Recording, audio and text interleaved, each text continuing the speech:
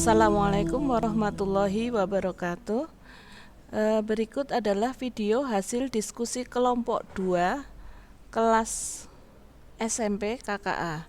Ya, di sini kita akan mendiskusikan cara pengolahan data dan pembuatan instruksi pada aktivitas 1, yaitu mengidentifikasi data yang diperlukan.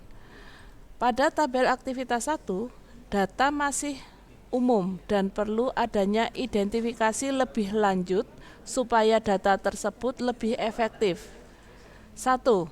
Pada kolom waktu, tanda baca masih berupa titik. Perlu diubah dengan tanda baca standar yaitu titik 2.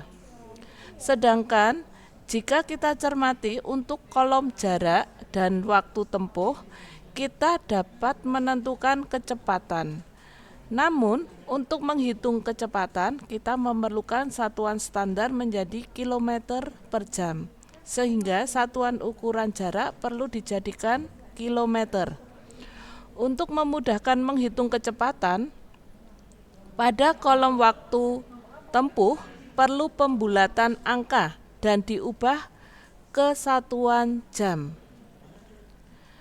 Untuk tabel dapat kita identifikasikan lebih lanjut bagaimana rata-rata kecepatan pengguna di jalan raya, jalan tol, jalan kota dalam kondisi lalu lintas yang rendah, sedang maupun tinggi dan sangat tinggi. Pada kondisi cuaca yaitu cerah, hujan ringan dan cerah, juga dapat mengidentifikasi bahwa ketika hujan deras, maka kondisi lalu lintas menjadi sangat tinggi sehingga semakin cerah, maka kondisi lalu lintas cenderung rendah. Pada kolom sumber data diidentifikasi. Yang pertama, Google Map digunakan pada jalan raya. Untuk jalan kota ada kecenderungan menggunakan sumber data survei dan Waze. Untuk jalan tol ada kecenderungan menggunakan sumber data GPS tracking. Berikut adalah identifikasi aktivitas 1.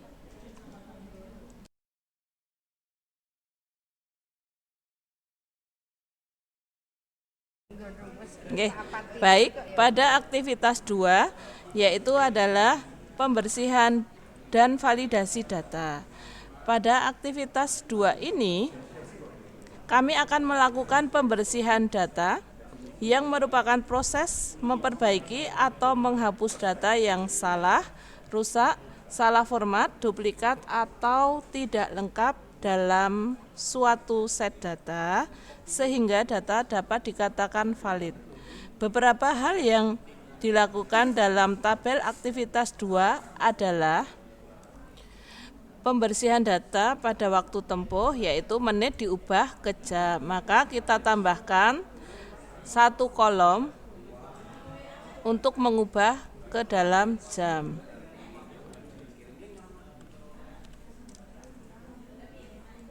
Sama dengan waktu tempuh dibagi 60. Maka akan didapatkan satuan jam. Kita rapikan. Untuk menghitung kecepatan, maka didapat dari hitung jarak dibagi waktu. Sama dengan jarak dibagi waktu. Langsung kita kopikan ke bawah. Kita rapikan.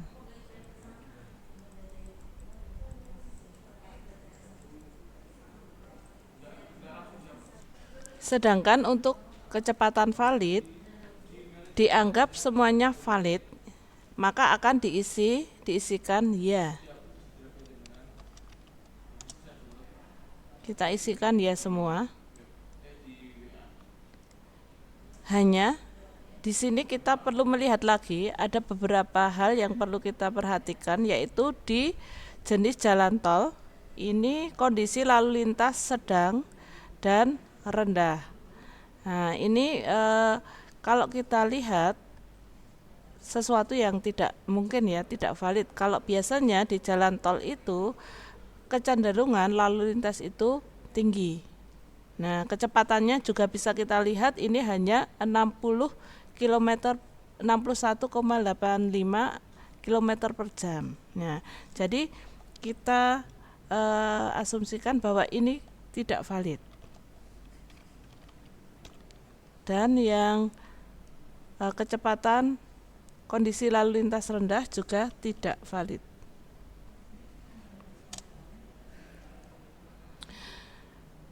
Dan juga di sini kita lihat lagi di jalan tol dengan kondisi lalu lintas sedang. Ini juga merupakan kecepatan kurang valid di sini ya. Kita ganti tidak.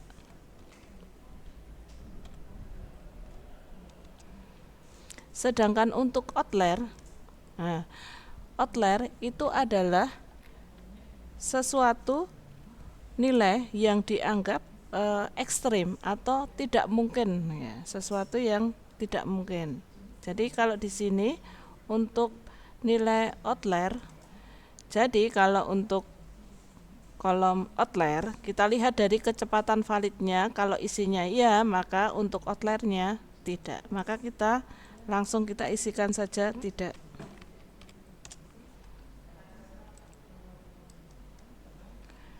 Dan untuk kecepatan validnya tidak, maka kita ganti ya.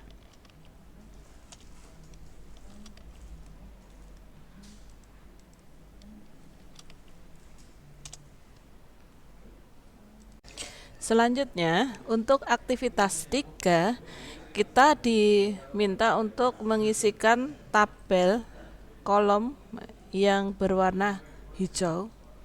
Di situ kita disuruh memberikan jawaban di kategori jarak, kategori waktu, jenis hari, waktu ideal per menit, dan indeks hambatan. Untuk di kategori jarak diberikan label pendek untuk jarak yang kurang dari 10 km, menengah untuk jarak yang antara 10 sampai 30 km, jauh lebih dari 30 meter.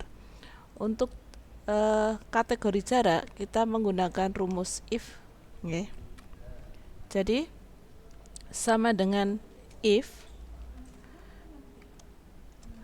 kita ambil referensinya dari B2. Jika jarak lebih kurang dari 10 ya, kurang dari 10, maka dia dikategorikan pendek ya, kita tulis pendek.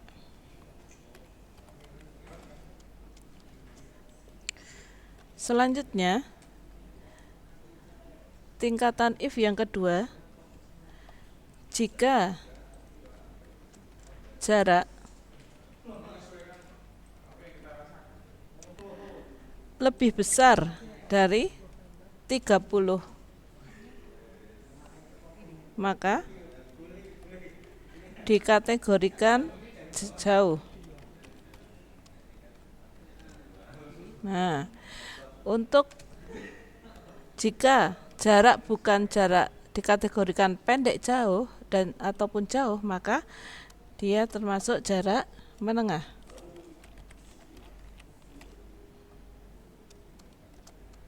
Oke, kita enter.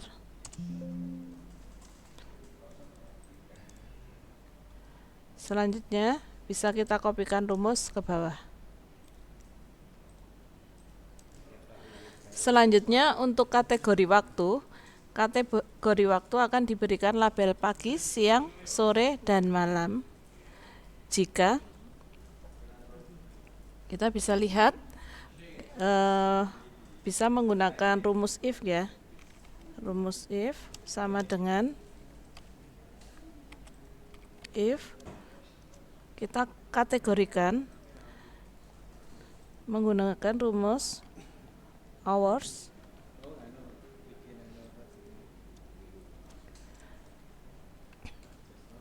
waktu keberangkatan kurang dari pukul 10 sama dengan 10, maka dia dikategorikan pagi.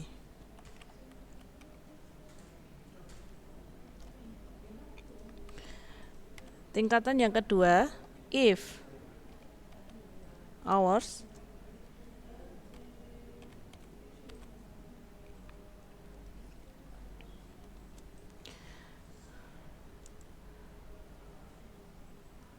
kurang dari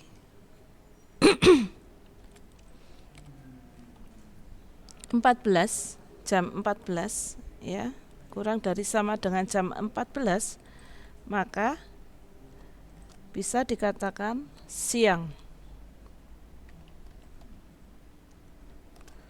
Tingkatan yang ketiga, if hours referensi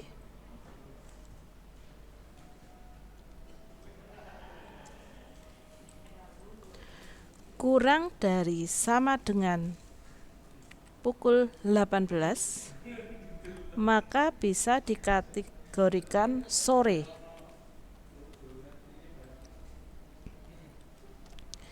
Nah, selain itu, jika bukan pagi, siang, ataupun sore, maka pasti malam.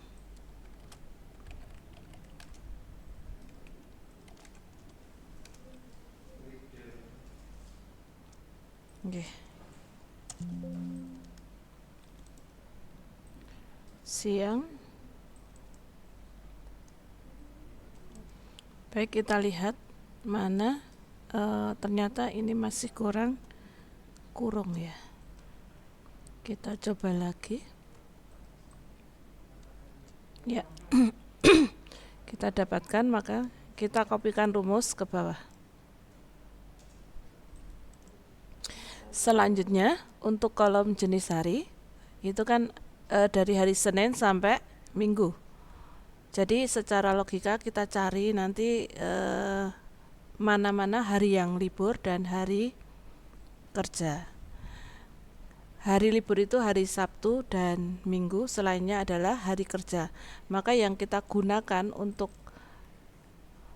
perumusan if adalah yang paling sedikit, yaitu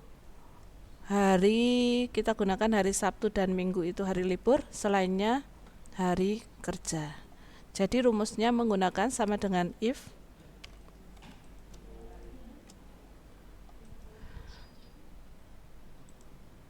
jika F2 sama dengan, kita gunakan hari libur ya, 1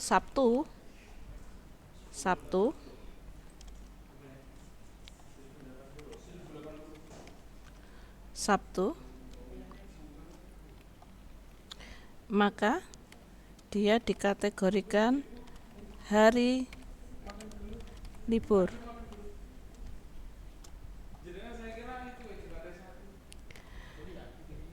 If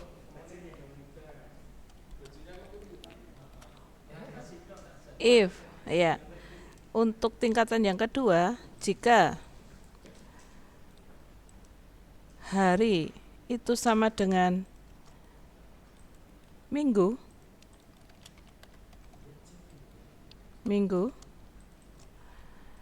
maka itu dikategorikan hari libur.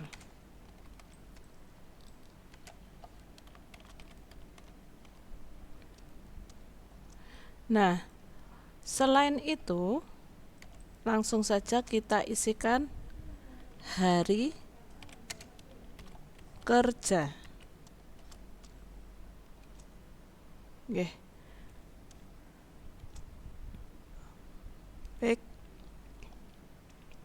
Kita enter, kita kopikan rumusnya, maka jenis hari kerja sudah ketemu. Selanjutnya untuk waktu ideal, kita asumsikan bahwa waktu ideal itu di di 25 menit ya.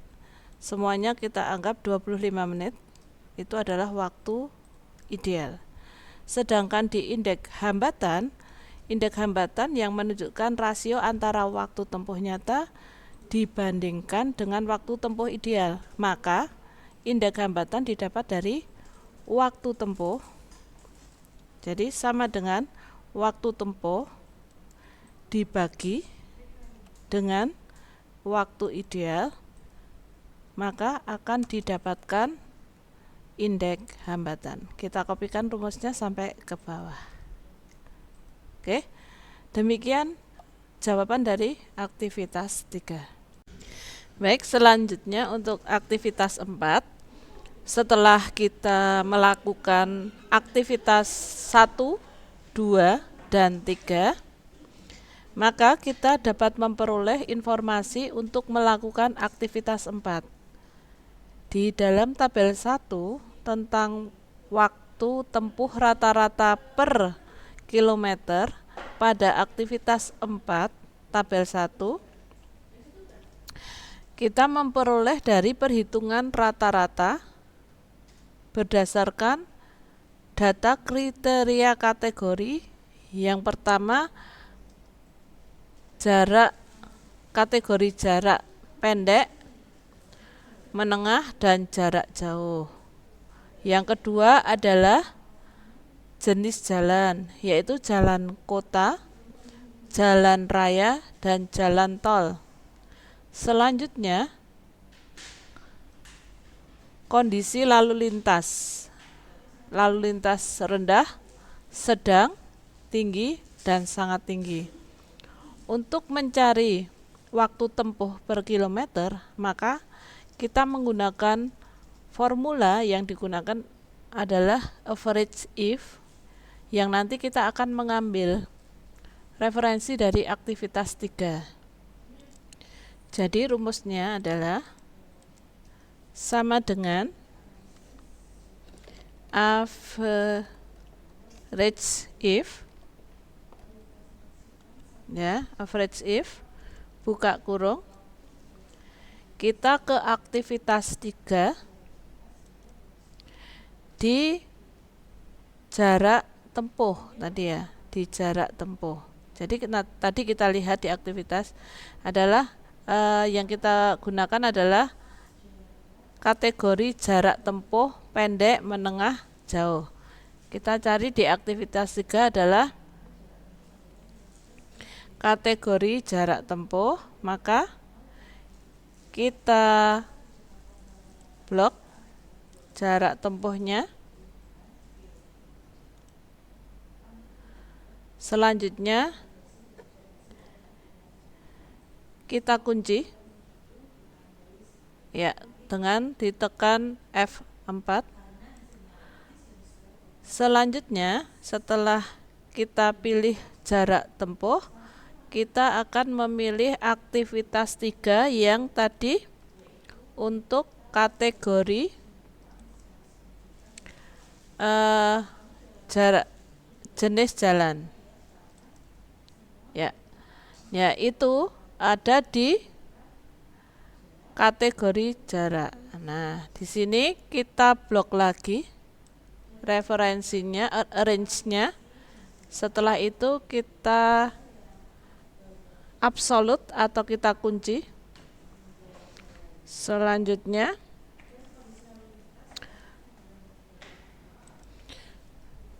lalu kita pilih di aktivitas 4 untuk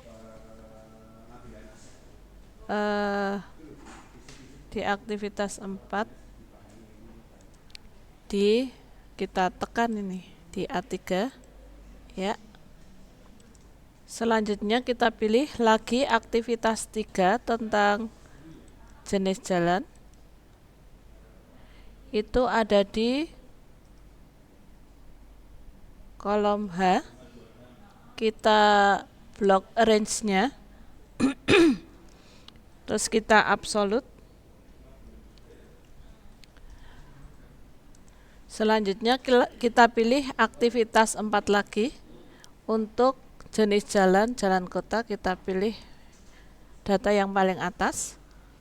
Selanjutnya kita ke aktivitas 3 lagi untuk mencari referensi tentang kondisi lalu lintas. Kita cari di range-nya, kita blok di kolom I, lalu kita absolute.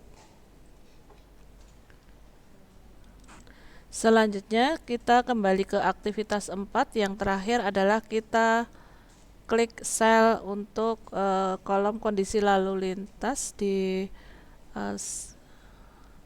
sel yang paling atas ya. Dan kita akhiri dengan kita tutup kurung ya, enter. Masya.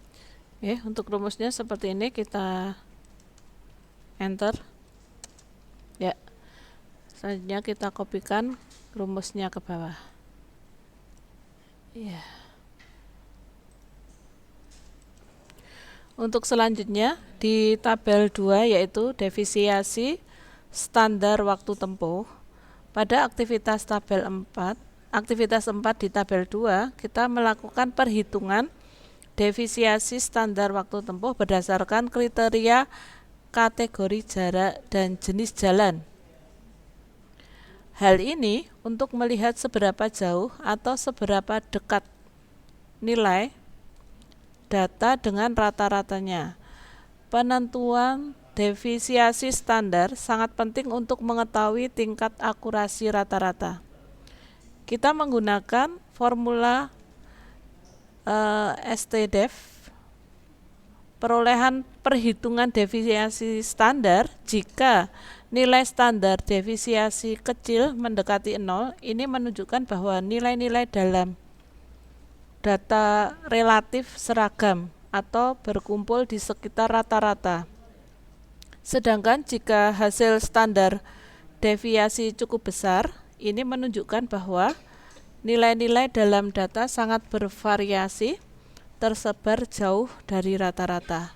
Untuk rumusnya adalah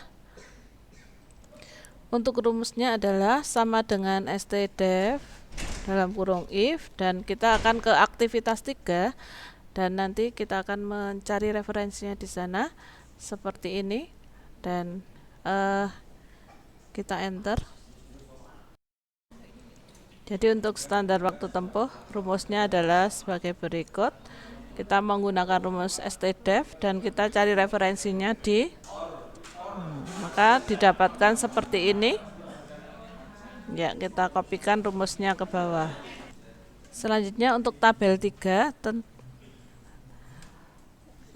kecepatan rata-rata per kategori jalan pada aktivitas 4 di tabel 3, kita diminta menghitung kecepatan rata-rata per kategori jalan dari data aktivitas sebelumnya. Maka kita dapat memperoleh kecepatan rata-rata per kategori jalan kota, jalan raya, jalan tol. Sedangkan formula yang digunakan adalah menggunakan average if, yang kita dapatkan referensi dari data tentang kecepatan rata-rata per kategori jalan diambil dari sheet aktivitas 3 di ring J2 sampai 31, yaitu waktu tempuh, dan ring H2 sampai H31. Jadi rumusnya ini sama dengan average if, buka kurung, kita kembali ke aktivitas 3. Nah, di sini kita akan mencari ringnya, yaitu dari J, kolom waktu tempuh,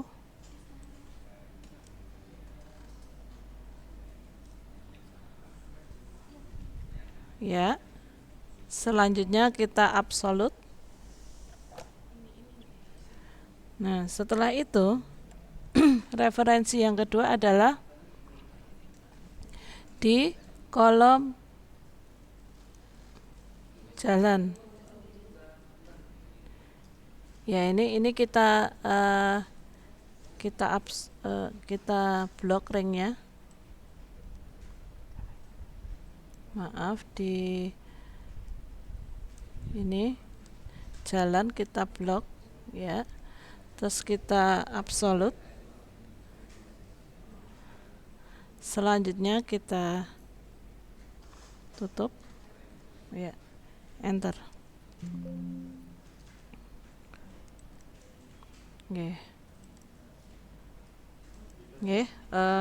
Kita klik dulu untuk jenis jalannya.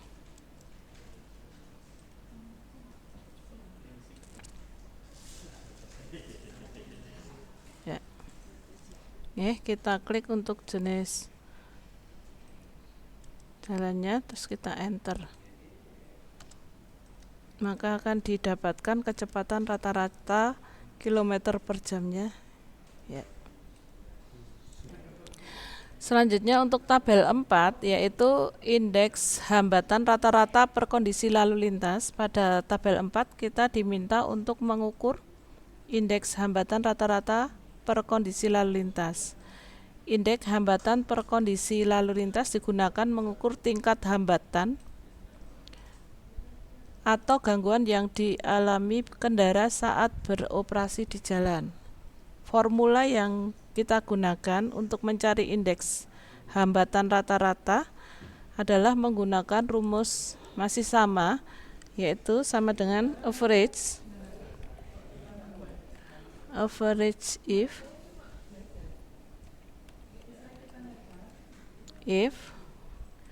dalam kurung ya, kita akan kembali ke aktivitas 3 di kolom range-nya, di kolom indeks hambatan kita blok range-nya.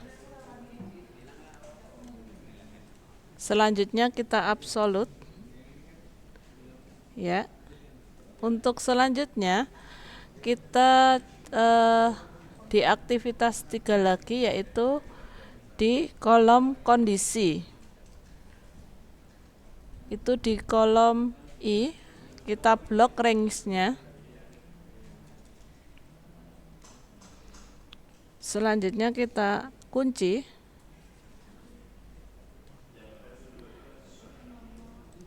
Selanjutnya kita klik di aktivitas 4 adalah kondisi lalu lintas ya, enter. Jadi kita sudah mendapatkan indeks hambatan rata-rata, lalu kita kopikan rumusnya ke bawah. Demikian aktivitas 1, 2, 3, dan 4 sudah kita laksanakan, dan hasilnya seperti berikut. Terima kasih.